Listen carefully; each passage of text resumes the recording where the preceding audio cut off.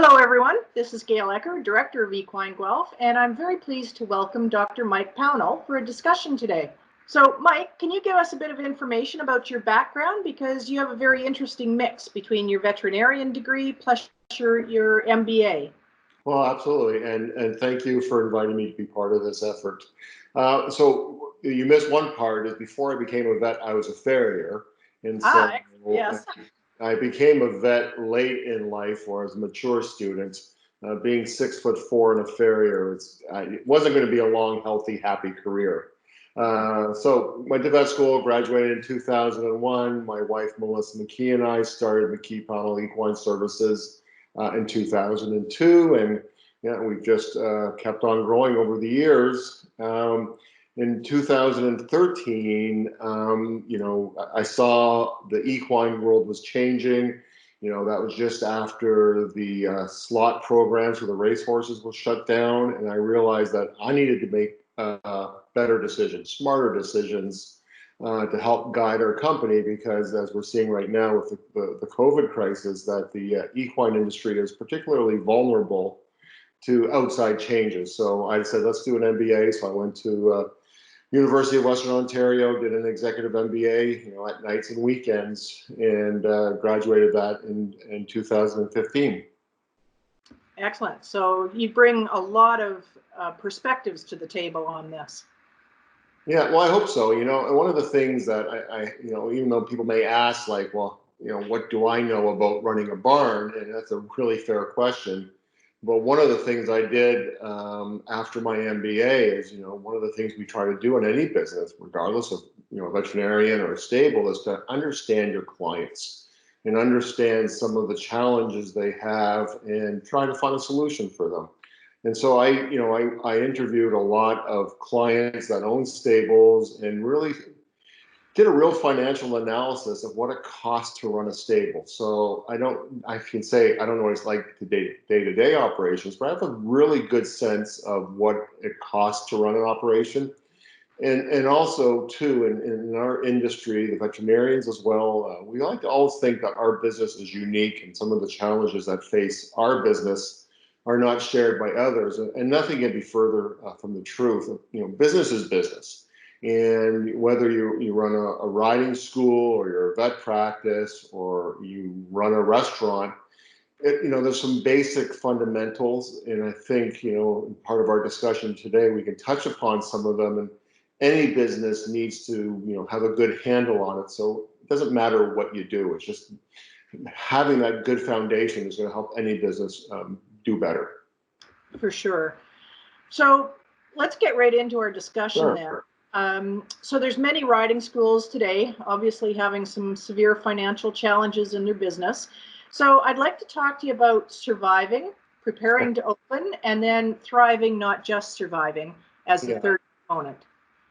Yeah, no, I'm happy to jump in there. So I think, and I'm going to be honest, the things that I'm going to be discussing today are the same things that I've done with our own business, because, the vet industry has not been hit as hard as riding schools, but we've been hit pretty hard, and we've had a lot of restrictions on our basis. So these are the same kind of fundamental principles that I've applied to our own business. And I think, in this instance, what's facing the riding schools, or people that have riding schools as part of a stable, is first and foremost, we've got to look at our cash flow. Like, do we have enough money to get through the next month and over the summer?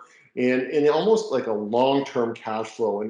And sometimes we don't like to do this exercise, because often the news is not what we want to see. And, if we're like, out of sight, out of mind, I'll deal with it later. But really, this is a business, and you've got to look at it. You got to understand, like, okay, how much cash is coming in? How much is going out every month? Will I have enough money to get through this next period of time? I have forecasts for our own business, because we've been hit pretty hard with the COVID-19. I've got a cash flow projection all the way to next April, because like many stables in Ontario, winter's slower. It's harder for us, or our expenses go up. So I want to make sure I can get through the next year. And so I've done a good cash flow analysis, and now I know what I have. once you have that cash flow analysis, depending whether it's like, oh boy, I need to gain a lot more cash, or, we're going to be okay. It's, then you sort of have to look at those decisions. Okay, what do I need to do to make this better? What kind of expenses can I cut? What are there any revenue opportunities? And that's been hard for the longest time, just because stables were shut down. But now that we're open a bit, and some of the social distancing is restricted, or has been lifted rather, now there are, and we'll get into that a little bit in a little bit of time. The other thing we need to do is, once you have that cash flow analysis, it's just, okay, understand what it costs. And I don't think all of us that own small businesses really appreciate, on an item by item basis, our electricity, manure removal, shavings, everything together, is to understand, what does everything cost? What does it really cost me to house a horse, feed a horse, vet a horse, take care of the farrier and the vet, clean the stalls, what have you. Really having an idea of exactly what it does, what the costs are. Because it's only when we have an idea what our costs are that we can have a basis of what should our prices be. And again, we'll get into that, because a lot of times in our industry, we're very price sensitive. There's been historical reasons why we charge things, or, everybody says, well, we charge X amount for lessons and that's just the going rate, but nobody really appreciates, and examines rather, just what does it take to run, to have a horse in a lesson program. And I think that's the kind of information. And again, it may be information you don't want to look at, but it's information that you need to know, because then you can make plans, you can make the changes, you can make an adjustment. The other thing we're going to be looking at is, as we're, what kind of marketing, what kind of promotions are we doing as we're preparing to open up, out of sight, out of mind to a certain degree of lessons. It's been a couple of 3 months now. And so we have to start positioning ourselves that, yeah, we're open for business. Excuse me. And then the other critical thing is, too, any good business is based upon the great staff that they have. And so whether it's people that give lessons, the people that are interacting with clients in the barn, even from, stall muckers, what have you, everybody is an integral part of the team. And having that good team as your foundation is really going to be critical to your success. Excellent. Okay. All right. So let's go into some of those things one by one, and Sure. have a discussion on each one. So where would you like to start? The one area, we talked a little bit about cash flow, but the one area we need to be looking at too is, we'll get to that in the cash flow, we'll come back to it, but one thing we need to be looking at is communication with advisors that we have, or other professionals. So you run a stable. You didn't necessarily go to business school. There's a lot of things that you may be not familiar with about your business. And some of the things that I've talked about, analyzing cash flow, what have you, is, that's when you reach out to your bookkeeper, or to an accountant, or to your lawyer, or your insurance agent. I mean, these people, they have the knowledge to help you. They have they'll have other clients who are in similar situations. Just, they can advise you, hey, when this is happening, these are maybe some good responses. If you're finding that your cash flow is lacking, and you might need to have some short-term loans, or some sort of, cash infusion. And these people will really help you, because number one, are there any of the government plans that you can tap into? That $40,000 loan for small businesses, of payroll being between 20,000 and I think 1.5 million. Well, most stables should fall into that. If you had your staff on, you're paying proper payroll, they get a T4 every winter for their income taxes. Most of these businesses can get it. I mean, they're going to give you 40,000. It's a loan. You don't have to pay it back until December 2022, interest free. And if you pay it back, or if you pay back 3/4 of it by the end of December 2022, you get $10,000 for free. I mean, this is really cheap money. And I know a lot of us are debt adverse, so we don't like taking on a lot of responsibilities. But I tell you, every business, from Air Canada just announced today that they're trying to find cash infusions to the smallest, mom and pop type business. All of us are having to look at what other resources are there, what cash availability is there to help us. Some of the payroll subsidies, if you're revenue is down below 30% than the same period last year. Yeah, take that. I mean, that's a no obligation. The government's going to give you 75% of the wages for whoever that you have employed. So you take advantage of these things. The other, good ally you're going to have is, the banks. The banks, have a mandate to help small businesses, and the government is, I was going to say, is going to stand behind a lot of the loans they're going to make to small businesses. So maybe you went to a bank 2 years ago to get a loan or what have you, and maybe there's a lot of hoops you had to jump through, or maybe they even refused you. I mean, not always do banks love small businesses, but I would say if you talk to your accountant, put a plan together, they'll know what your bank wants to know about. Maybe they'll even join you in a meeting with your branch manager just to sort of say, hey, this is what I need. And if you can go in to see your bank manager and you've got a plan and you've got this cash flow laid out that if I need X thousands of dollars to get through the next few months, but once this is over and business returns and I'm forecasting, let's say by next April, if you have a plan, they're really going to be much more receptive to what you're wanting. So use the resources around you and find access to cash, whether it's a loan, whether it's government grants, whether it's a wage subsidy, you take advantage of them. The other things that I like to do, and I've done this with our own business, is have these what if scenarios. Because I think this is where you're evaluating things in the worst case scenario. So it's easy to say, okay, by July, stables will be wide open and it'll be full bore lessons. Odds of that are happening pretty slim. There'll probably be some kind of limitation. So let's do some scenario planning. What if there is a second wave in September, October, like they often talk about? What if we have to go through another shutdown? Okay, I need to get some cash in reserve. This is when I should be talking to my bank sooner rather than later, or taking advantage of some of these government loans. So, we've played a couple of what if scenarios, like, okay, what if there are no horse shows this season? What if the racing doesn't come back like it's supposed to? What kind of impact is that going to have on our business? And then you can at least say, I've got a plan in place, or I can start thinking about putting a plan in place based on these scenarios. And if you have this plan, then it's much easier to monitor it. You can look at every month or every week and just go, okay, I expected we were going to do X amount of lessons in June. We did less than that. What does that mean? Or we did more than we expected. Great news. How does that impact the rest of my budget going forward? So I think having that scenario planning, those what ifs, and really trying to be hyper pessimistic, bordering on realistic too. Like, as small business owners, and if you're in the horse business particularly, we're pretty optimistic. We're always thinking there's a better day and things will get better. And, we do a lot of what we do for the love of the horse, and the business is often left in the background. But, we can sometimes be overconfident. So sometimes if you say, hey, here's a projection that we're going to do 100 lessons in June, just making up a number. Or what if you only do 80? Or what happens if you only do 70? So try to temper your enthusiasm or your desire for good news and say, what, maybe I'm going to overestimate it. We as human nature, we often inflate what we think we can do. That's just a bias we have. So try to bring it back to like, yeah, maybe I'm over optimistic. I think another good thing, and this is key now, and this is going to be key for the next year till you get on your feet again.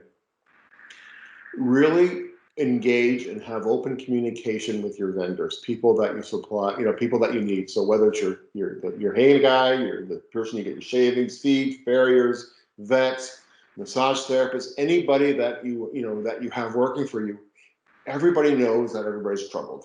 And what is most frustrating, and I can speak from my own point of view, is when you have a client that doesn't respond.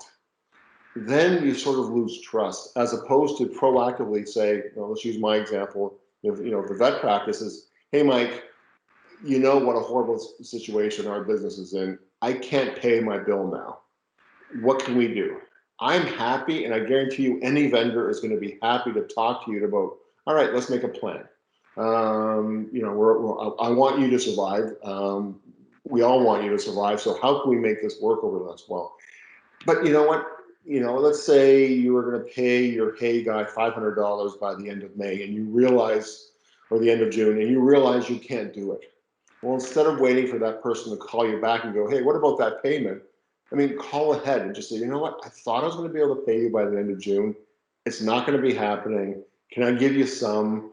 Can we talk base in the next week, 2 weeks? Anybody is going to have a lot of time for somebody that's going to be forthcoming, transparent, and is working with them to create a solution. The worst thing you can do is just not respond to calls, not deal with it, because right away everybody's like, I have no idea what's going to happen. Doesn't sound good. That's when people start saying, well, I'm going to send you to collections, or I'm going to stop bringing hay to you or bedding to you or what have you. So this is where communication is essential. And I think that's probably one of the key themes that I wish comes out of this, is just keep the communication open. When the recession happened in 2008, 2009, I mean, it was a tough winter for us. And I remember calling up our suppliers and just saying, it's going to be tough. I can't pay you in 30 days. I'm going to try for 45 to 60. And not everybody loves it, but they work with you. They get it. We're all, like we're saying that a lot. We're all in the same boat. But as small businesses, we are all in the same boat. And the only way that this we come out of this together is by together and all these businesses flourishing. And I guess the other thing that I would just, before you open up again, or as you're preparing to open, is making sure you have that right staff on board, making sure that you're communicating with them, that, safety is your priority, that, that you have the rules in place for guidance, rather, for when people are coming into the barn, making sure your staff is on board so they're practicing social distancing, they have the right PPE with them, communicating to your clients the expectations, whether it's staggered shifts when people come to the barn or for smaller lessons. So really, again, communication is essential. If you're looking at a foundation of any business, communication internally, communication out to the market, two huge things. And I don't think any of us do that well enough or often enough. Now, one of the things you had mentioned there is understanding the costs of running a current operation. Yeah. We're not selling shoes in this business. No. So it's not like you can just discard your inventory from last year's spring fashions. So some of the decisions that have to be made by horse owners can be really, really tough. So can you kind of comment on balancing the financial with the welfare aspects? Yeah, and Gail, you're bringing up probably the hardest part of when we look at our costs. We love our animals, a lot of our animals, we have great memories, but I also know, and it's many of us have horses that, and this is really a delicate subject, so I'm really not jumping into it. I want to make sure everybody gets the intent of this is, I've seen clients that have so many horses that are the retired school horses that they're not doing anything that's going to generate revenue. So yes, they're living on a pasture and they've got round bales, and it seems like there's not a lot of expense, but the expense accumulates over the years. And so by what you have is the horses that are in work, doing lessons, generating revenue, they're also having to pay for the retired horses too. So we really do have these difficult decisions of, okay, do I have too many horses? Is there a way that I can, have sponsors for the remaining retired horses? Can we give them away? Are there options that we can do for it? I mean, the inevitable ones, which we never want to think about, is sending it to the auction, and it's hard for all of us to think about that with these horses that we've known for so long. At the same time, you're not helping your current horses, the ones that are out there that have a career, that are working hard, carrying kids around on lessons, because with a lot of what could go to them or could go to you as the owner of the business is having to be shared. So it's a tough decision. It's almost like the Sophie's Choice type of decisions, like, which one of your kids do you have to give up? Nobody wants to think like that. But when you've got to put on your business hat, because you're looking at dollars and cents and trying to figure out, what do I need to do to survive?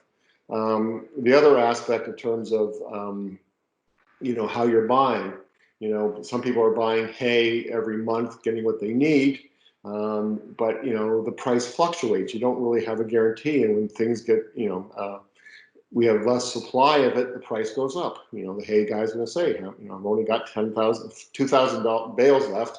I'm going to raise them up by $1. So maybe you're better off buying it and investing all for the year so you have a steady supply at the cheapest price.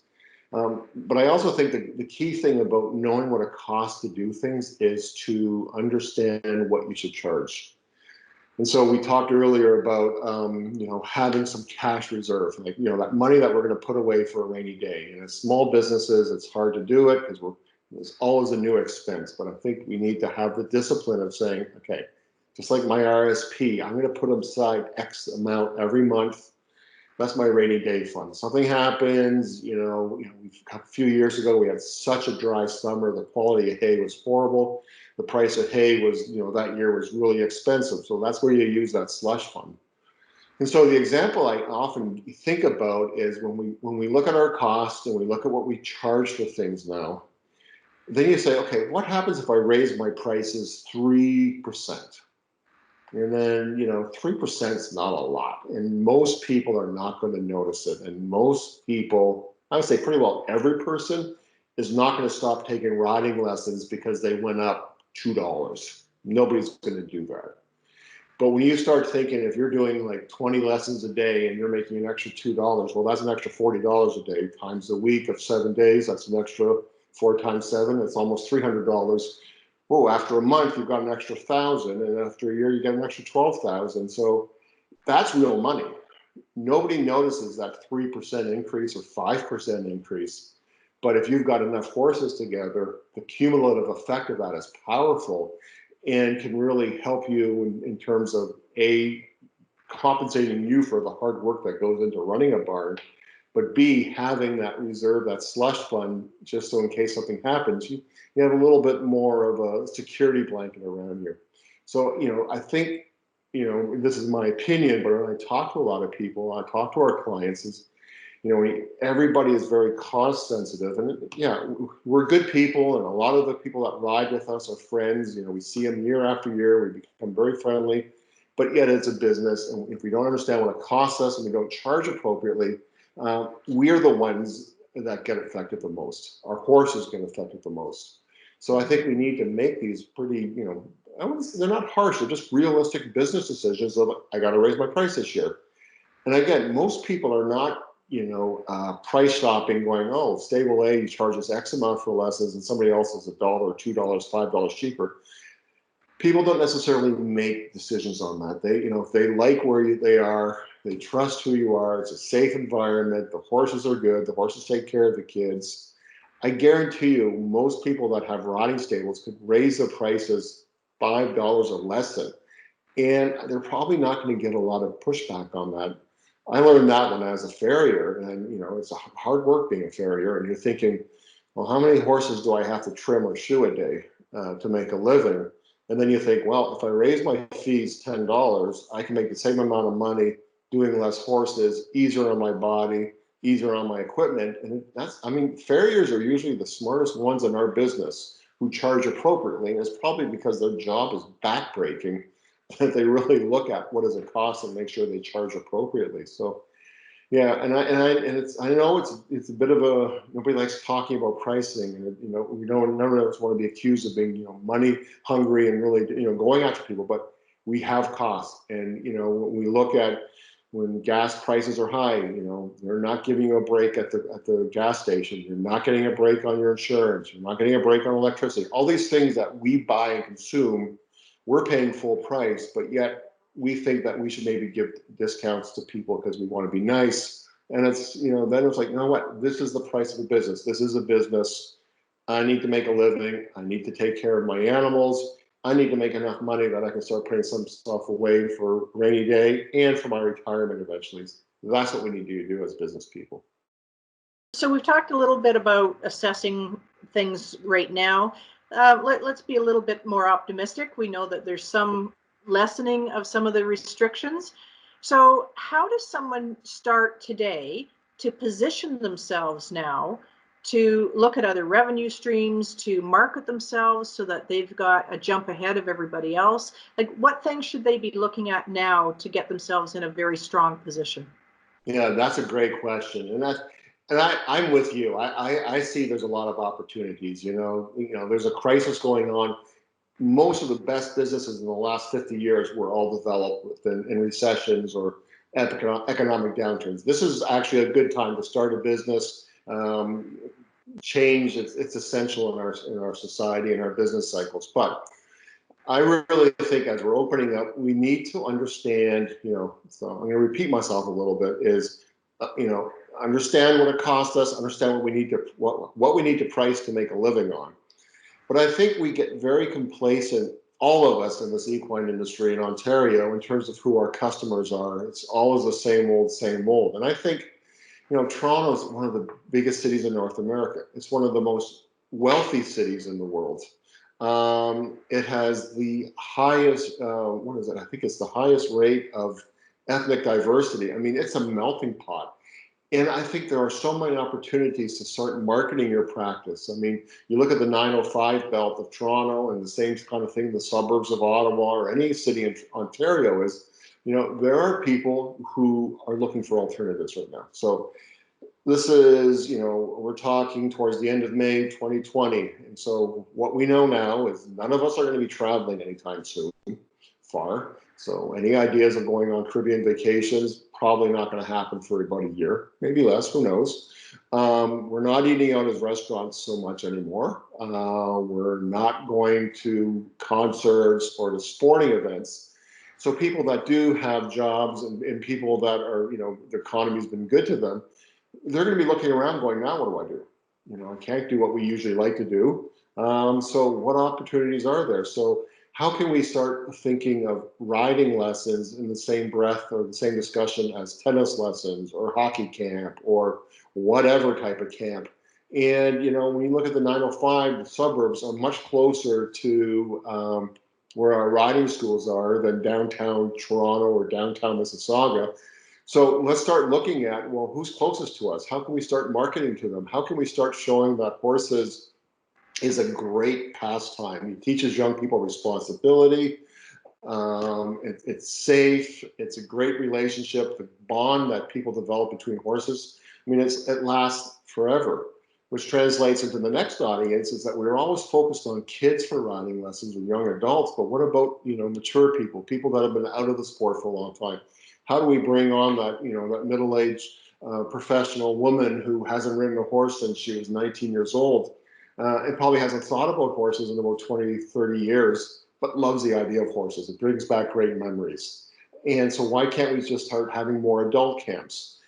What else can we do? I mean, people want experiences. I mean, we start talking about this experiential economy is that that's why people like to travel so much, why so many young people are traveling, because they want the experiences. And that's why people spend so much money going to concerts. You look at concert tickets downtown, you're like, how could anybody afford to go to those? But people want the experience. They want to be the people that saw U2 or the Rolling Stones. So, people want experience. And so why can't you have experiences on your farm? Why can't you have, people that come by that can do basic horsemanship, grooming horses. I guarantee you there's probably people that would pay to be able to come out and spend 2 hours at a barn just to hang out with horses and just brush them and pick their feet, maybe lead them around to exercise them, because where else are they going to do that? And it's kind of a neat thing to be able to do and to talk to your friends like, oh yeah, every Sunday I go up to this farm and I hang out with horses and it's so relaxing. It really centers me before I go back to work on Monday. And if you're paying that much money to go see concerts or going out to dinner once a week and they're not doing that anymore, well, we have a solution for them. So I think there are so many opportunities, and we just got to look at, what else can we do? We're in the country. Can we have, bonfires at night? What else can we do around horses? I mean, a lot of the vineyards in Niagara and Prince Edward County, they have people that come out there to help them during harvest time, and these people pay for the experience. It's free labor for the wineries, and they're getting paid for it. So it's win-win for everybody. The client loves the experience. The winery's making some money. We could do similar things with this horse industry. Mm-hmm. Some great ideas there. And again, getting out of the box, so to speak, to think about things. And I get it. It's hard because, this is, I see this time and time again. Every small business owner, it's not just horses, but I think it gets magnified with horses, is that we're working so hard that we don't have time to work on our business. We're just taking care of what's in front of us. What emergency is happening now? What do I got to do today? Instead of stepping back and go, all right, where am I going with this? What do I need to do? What opportunities? Okay, what neighborhood is near me? What schools are near me? What kind of programs can we put on here, even with social distancing for the near future, that could attract people in the short term, but also if you can convert people that come to groom the horse, or you do bonfires or what have you, that maybe they're going to be your next riding lessons. So you're building this clientele and you're building this reputation, and that's going to help your business. So I think if we can spend a little bit of time thinking about our businesses and what we need to do, we're all going to do better. But that's what I hope. Yeah, there's a phrase that I'm reminded of. Are you working in the business or on the business? 100%. And as owners, we have to work on the business, not just to be in there mucking out stalls. When I was doing my MBA at Ivy, one of our professors, and I remember the moment. It's one of those, like, oh, what wisdom. And he was talking about, from if you're the CEO of the Royal Bank of Canada to you own a farm, or you're a veterinarian, or you're a farrier, or what have you. But if you're developing a business, and I think you need to spend. His thought is you've got to spend 10% of your time just thinking about your business, not time when you're busy doing other things. But you know what? I'm just going to stop and think. Maybe I'm driving somewhere. I'm not going to turn on the radio. I'm not going to turn on a podcast. I'm just going to think about my business. And it's amazing when you have the time to just concentrate and just think about what you're doing, the ideas that come out. So I think we often think as, well, I don't have time to think about my business. Well, I don't think you don't have the time not to think about your business if you want to be successful. The cost is too high on that one. Absolutely. Yeah, no, I get it for sure. Okay. We ready to talk about ongoing strategies and sort of looking ahead? Yeah, and I think that's part of what we've been talking about is, really those opportunities. So any business is the foundation, again, of any size business, whether you're a global conglomerate to a small family farm, is to identify what customers value. That's the foundation. There's a great business philosopher from the last decade, Peter Drucker, and he used to say that the number one job of a business is to make a customer, which sounds kind of opaque, but what it means really is that you create a service that people value. So I think this is where we got to start listening to people more, talking to our customers, talking to our existing customers, like, hey, what else do you do when you're not here at the barn? What do your friends like to do? Would your friends and you like to come up here, or maybe we can make some kind of evening? Do you think your friends would be interested in some kind of horse activity or rural activity? So I think it's understanding and asking questions and listening to people. And the easiest ones to listen to and to talk to are your existing clients or the people that are coming for lessons already. The other one is, as I said, is you have your business plan, you have your cash flow projections, is to monitor it all the time. The other aspect of it too is, how are you promoting your services? We depend a lot on word of mouth. And, I know we have worked with a couple of our clients because, we're very aggressive in marketing to get our word out. And we have worked with some of our clients that own stables and to help them, with their webpage or with just how to market to their community. And if you really focus on marketing, the dividends, it pays off so quickly, whether it's having a good website. And there is no excuse not to have a good website. There are so many, I'm not going to say free, but off the shelf services, Squarespace or Wix, two of them, for example, that anybody with minimal computer knowledge can make a really nice website for yourself. That's modern, dynamic, that goes onto mobile phones. But there's still some pretty good old school stuff too in the local newspapers in the community. Facebook, those ads we see on Facebook. One of the advantages of advertising during a recession is that nobody else is advertising. So what Facebook and Google do is they have a bit of an auction system. So if you have keywords like horseback riding or key phrases, if there's a lot of competition for that phrase, the price goes up for an ad. Well, if nobody else is advertising, you can get a lot of exposure for half the price you could have 5 months ago. And so really good, forward-thinking businesses, when time gets tough, they don't cut their marketing budgets. They often stay the same, or they'll actually increase them, because they know the word will get out even more. And when things come back to a more normal level again, those businesses that have been proactive in advertising actually see a big increase in their businesses. And this is seen time and time again in different countries, different industries. It's just a great rule of thumb. So marketing, that's something that we got to be doing and thinking about. And then, it's the just reviewing what you're doing and making sure it's working. Like if you put your plan together and you had this forecast of by the end of August, before school, this is what I should have in revenue. This is the kind of lessons activity we should be having every month. And if you're not reaching that, you got to adjust. You've also, if things are going well, you're going, hey, what's working? Can we do more of that? One of my biggest worries, and you and I have talked about this before, is that this is sort of our first, what's happening with school horses in Ontario right now. Where they're not able to have lessons, and a lot of horses are going without hay and grain. And, For the Herd is doing a great job of, getting some resources to people. I worry about what's going to happen if it's October, November, when stables have not done the business they needed to have that cash flow to carry themselves over the winter. Then what? And so I'm worried that if we don't start thinking now, May, June, of where our business is going to be in October, November, some of us might be in a really uncomfortable position. Trying to be proactive now, I think, is what we need to be doing. Right, for sure. So a couple of things I just want to circle back on. Sure. Talked about the marketing, and there's a lot of stables. You mentioned a very good point about take a good look at your website right now, see what you can do without a lot of investment to upgrade it, make yourself stand out from everybody. But staying in touch with your clients through something as simple as Facebook.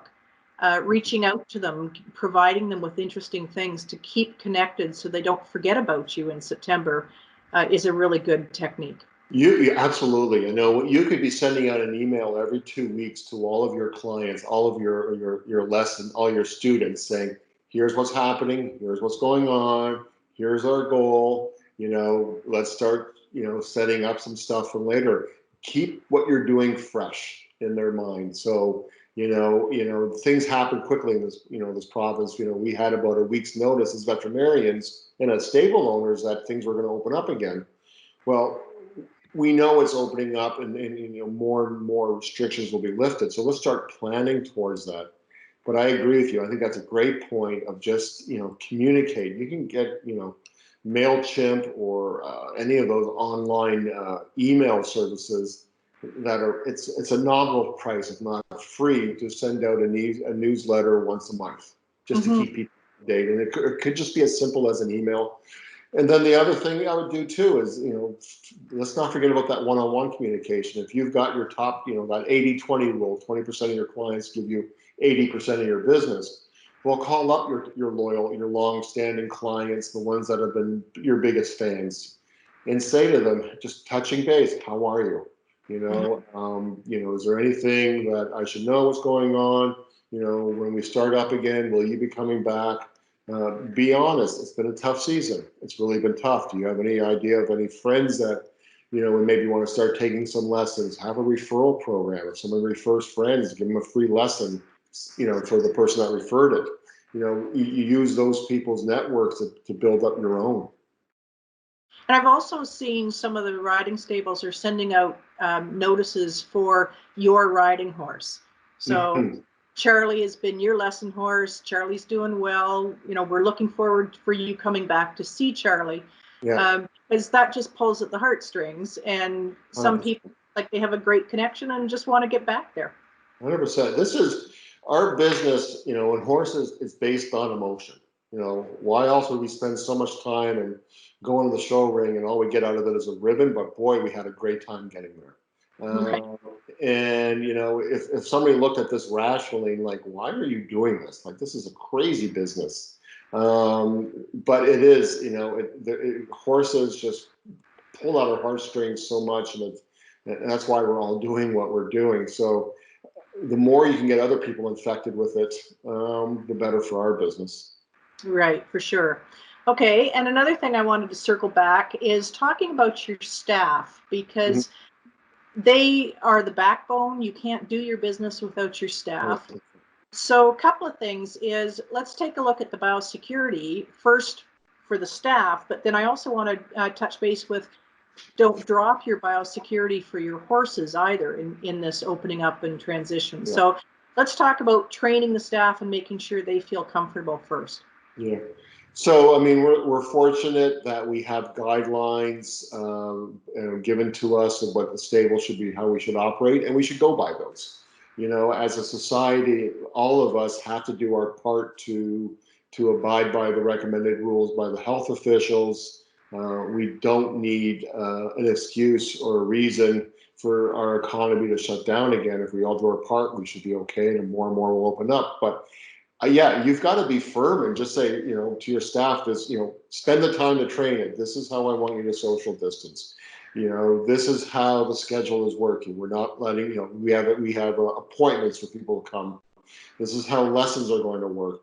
And I think as the manager or the owner of the farm is, it's not enough just to say it and hope everybody does it, but you got to follow up, and you catch people, maybe slacking off or, not taking it seriously. You've got to have a conversation with them.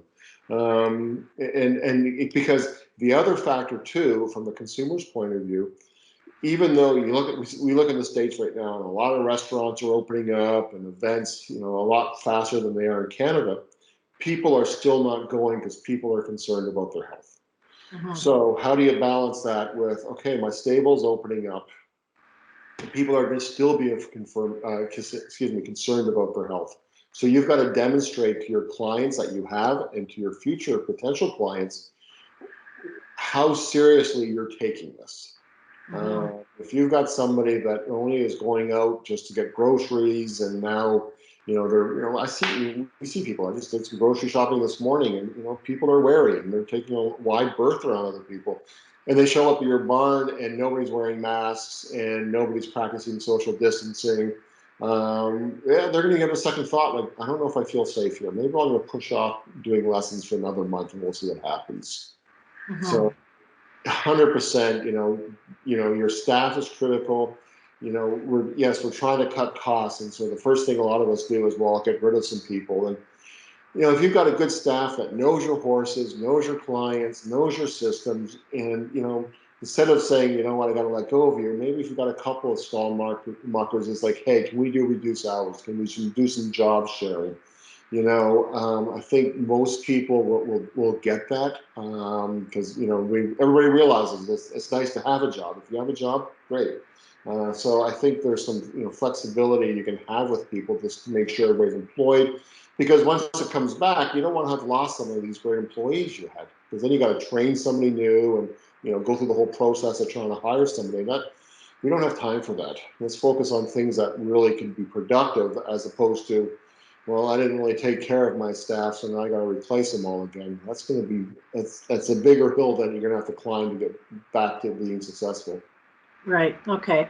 And then let's take a look at the horses, because part of being a professional in this business is protecting your assets, and your horses are one of your best assets for a riding school. So with horses moving in and out and changing boarding facilities and the rest of it, how important is the biosecurity aspect for the horses? That's going to be huge. We right now we're hearing about a herpes outbreak in a farm in Ontario. There's a stable at one of the barns at Woodbine has a herpes outbreak. So it's out there, strangles, always rears its ugly head every once in a while. And that's one of the things we're concerned about as veterinarians, that as this equine economy opens up and people start looking at, we're seeing an uptick already of pre-purchase exams. Like, horses are starting to move again. And, we got to protect them. So, to add insult to injury, as a stable owner, you're just worried about feeding these horses the last few months. We got to make sure that they're vaccinated properly. We're heading into mosquito season, and so we always worry about the eastern and western encephalitis, the West Nile. We have that in Ontario, so we got to keep these horses protected against it.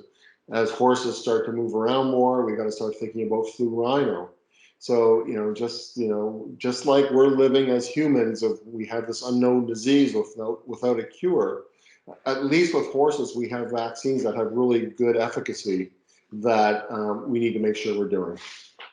And isolation procedures for horses coming 100%. In. Yeah. To me, if the lessons we've taken, we're learning, we're experiencing in the human world, we got to apply it more diligently to the horse world, because a lot of the outbreaks we see in Ontario could be minimized. I don't know if you're ever going to eliminate it, but they could be minimized if we had good biosecurity. And I think the rush to run out there and make money, I get it. I think a lot of stable owners are like, oh my gosh, finally we got to do something. I sold a horse, or there's new boarders coming in. I don't want to upset these people by saying, hey, I'm gonna have to put your horse in the far part of the barn there, away from others.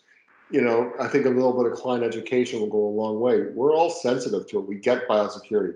This is the best opportunity to establish and maintain a good biosecurity system in your own barn, and everybody's going to get it now. Mm-hmm. Right. So, some really, really important points here. And I think I'll just go back to you're talking about who's on your team and making sure that your team is part of your process, part of your vision forward, part of the whole training program. Many people don't think about who is their team. They think of their grooms or the stable help, and they're not thinking of their accountants, their insurance, the bank manager, that they all have to be part of that team that you're looking at in terms of going forward and thriving. Yep, 100%. Yeah. And I think we look at, if I go to my accountant, they're going to charge me by the hour, but, it's expensive. But their advice is great, and their advice is going to make you money, or it's going to save you money. They'll pay for themselves. So any other final comments that you'd like to leave our learning community to think about? I think the biggest thing that we, right now for all of us in the equestrian world, as we're getting ready to open up even more, and as we're looking through the rest of the year, I can't emphasize enough to have, work with your accountant or bookkeeper to get a cash flow projection. Start planning ahead so you can be proactive rather than reactive. Communicate internally. Let your staff know what's going on. Let your customers know what's going on. Let your suppliers, your vendors know what's going on. Just be transparent as possible.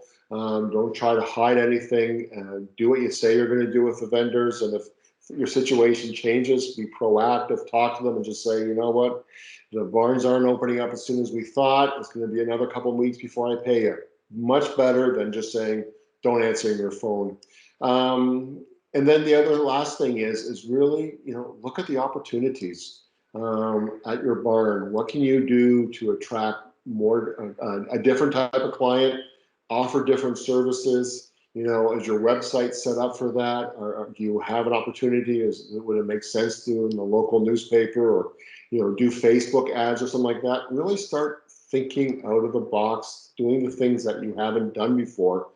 And I think if you're seriously and you really pursue it, you'll be looking back at yourself this time next year and going, wow, I survived this recession pretty well, and I got a kind of a new business, and I'm a little bit more diverse. I'm not also dependent on riding lessons, for example. There's other sources of income. So yeah, I'm gonna do okay. Mm-hmm. Good.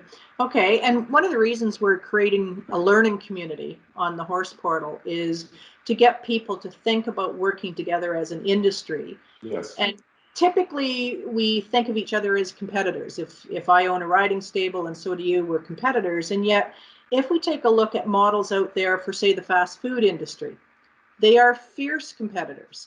And yet they have found through working together that they're coming out stronger because they have done group efforts you know, thriving and surviving coming out of it. So is there a thought that you'd like to share on that for the riding instructors, sort of the rising waters raise all ships philosophy to help all of us as an industry? I totally agree that there's a reason why in any town all the car dealerships were in one area.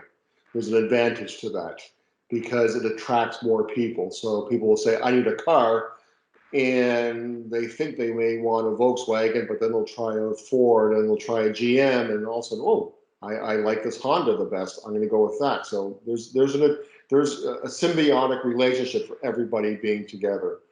I think as riding instructors and as stable owners, you know, we don't look at each other as competition. There is a big enough market out there in Ontario for everyone to do well. There is such an opportunity to bring in new blood to this industry for lessons and new horse owners. You know, the biggest thing I would say is, and I've seen this and I've heard people talk about it in every profession is, well, so-and-so is giving lessons for, you know, $50, just throwing a number out there. I bet if I go in at 45, I'll get more business. You're like, no. Just, you know, you're gonna have to work harder to get the same amount of revenue. So instead of like, how do we compete on price? Don't worry what other people are doing. Set your price. And if all of a sudden the price looks like $10 higher than you were doing it, if nobody cares and you're still getting business, great. And be supportive. And if somebody says, you know, I love horses, but you know, your stable is maybe a little further than I was expecting, and coming out here once or twice a week is taking more time. Do you have any recommendations? Absolutely. I can find somebody for you and make the right introduction. Yeah, I think we've got to work together and support each other, encourage each other's businesses. And I think that's, as an industry, will do so much better.